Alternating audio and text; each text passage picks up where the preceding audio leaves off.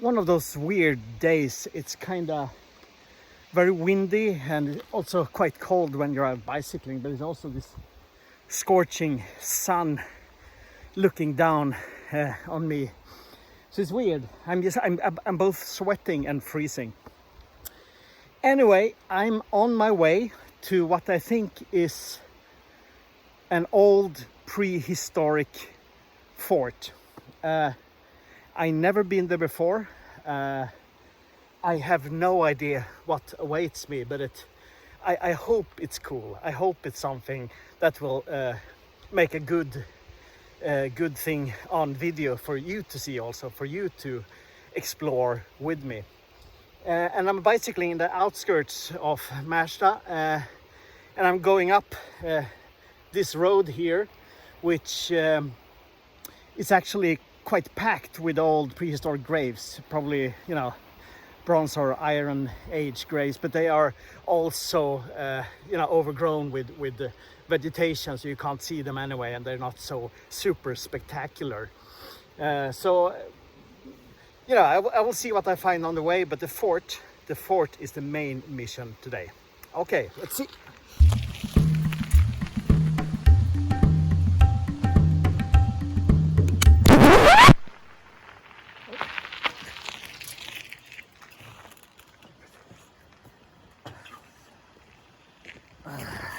Fuck.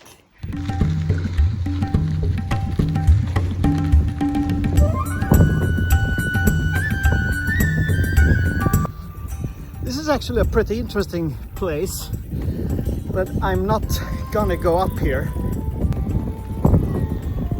Up here they actually found one of the biggest, maybe the biggest silver treasure in Swedish history. It was a Viking treasure, of course, with I think like 482 silver coins.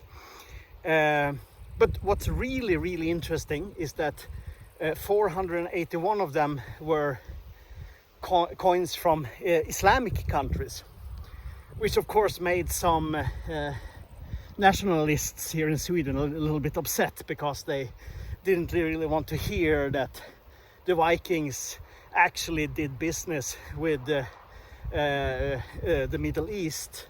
Because one of the greatest myths about the Vikings was that they were raping and pillaging and destroying and causing wars all over Europe and maybe even the world. But the Vikings were more traders. They did business, and they had a wide view on culture and religion and spirituality. They have found Arabic coins, Arabic imagery even here in Sweden, together with Viking imagery, with and that was pretty unique when they found it, because it kind of proved that the Vikings really wanted to see the world, and they were welcoming to the world. And for me that's amazing, because it just shows that this country and this part of the world was so much more open-minded than people believed earlier. So, fuck Nazis. All right, let's go. So is there anything left of the grave where they found all the silver coins? No, because they actually built a house directly on top of it. I was up there, I took a photo. Yeah, quite depressing. So, can't do so much. Anyway, onwards to the prehistoric fort.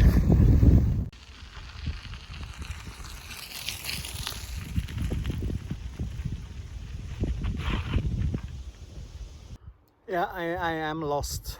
I was actually looking for a scene of a very brutal crime, but I'm not sure it's actually still here. They've done so much modifications to the area the last 10 years or so, and I haven't been here for at least 10 years. So, okay, I will continue a bit straight ahead. Maybe it's still something left, but I doubt it actually.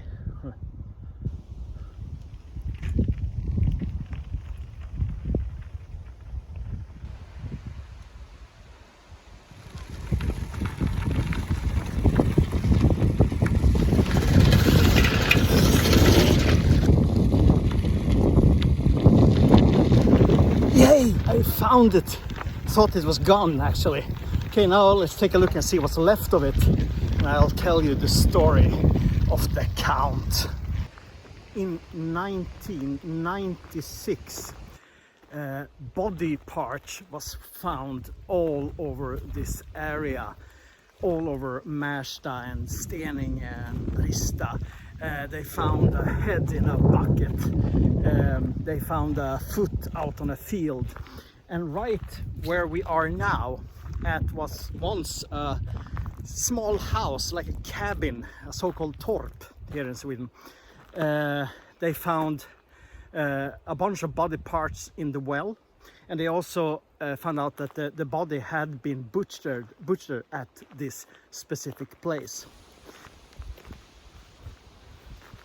Well, in here was the actual house, and it's really nothing left of it. I mean, you can sense that there's a pile in there of bricks, probably from the chimney, and you can see a vague house foundation here underneath me. Some old metals and old wood and burnt wood, of course. So it's, I mean, nature have really taken over this spot.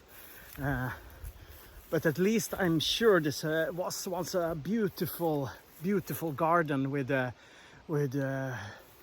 tree, and I mean probably some kind of farming and vegetables, and you know, once such a beautiful spot, now a memory of murder. So what was this? Well, they found out that the body was the remains of a woman named Marita. She had been butchered by her boyfriend, Maximilian von Kratchev, who was like a violent man, you can say, a small-time criminal.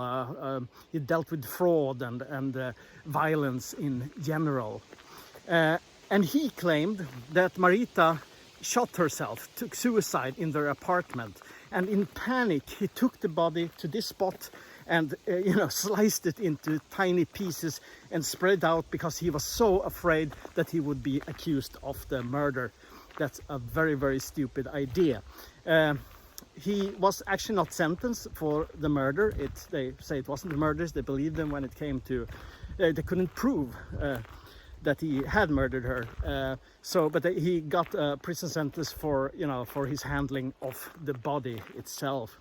He died in 2007 after even more murders and frauds and lots of dangerous, idiotic things.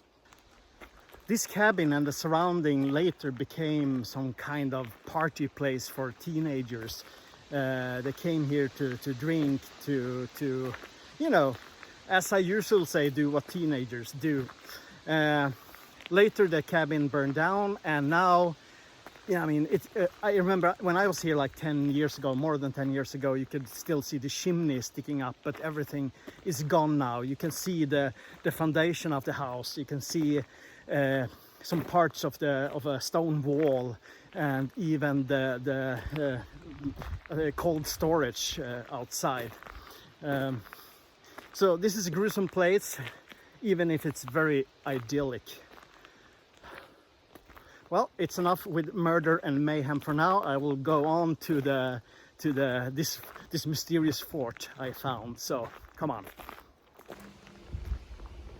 But first I want to be a bit more personal, so I will remove these sunglasses and switch to something more where you can see my eyes and I can see better myself.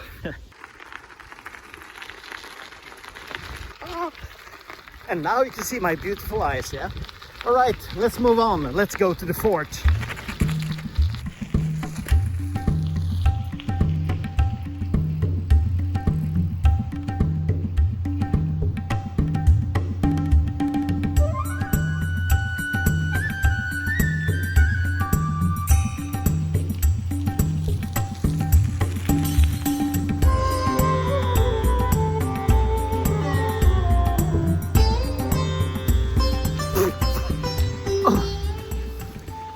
anyway, I've been bicycling this road for many times this summer, and the whole area is stunningly beautiful, and it has also a very rich animal life. There's quite big badgers here, and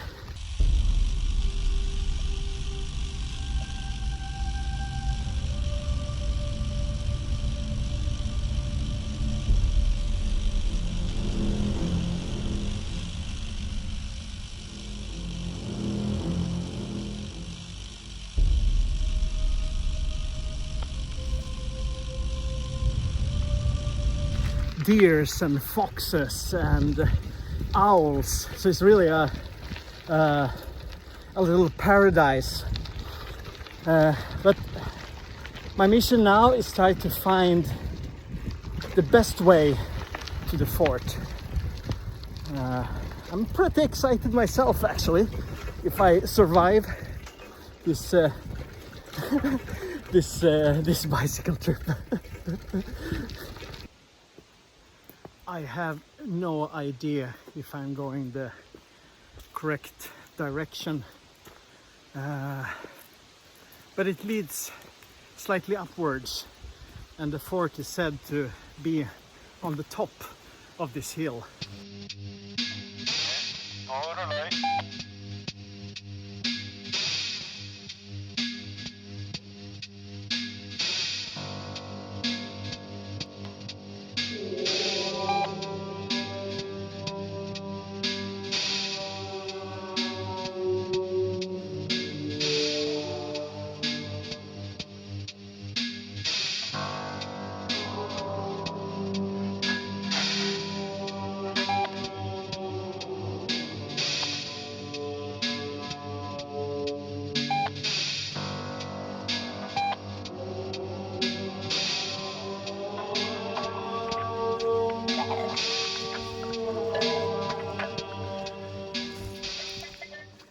There is a quite weak trail here. You can't hardly see it, but it leads upwards, and I suspect it's the way to go.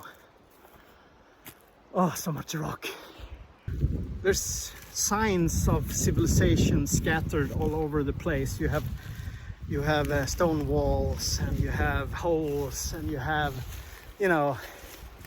it's yeah, you can sense history here. You can sense that this is the spot. This is the place where people once worked and lived and defended their land. And it's a fantastic place. Wow! Holy shit! Wow! Can't wait till I can show Grzegorz this place. Wonderful, wonderful. It's quite high up here. It would be a nasty thing to fall down. Scheisse, yeah.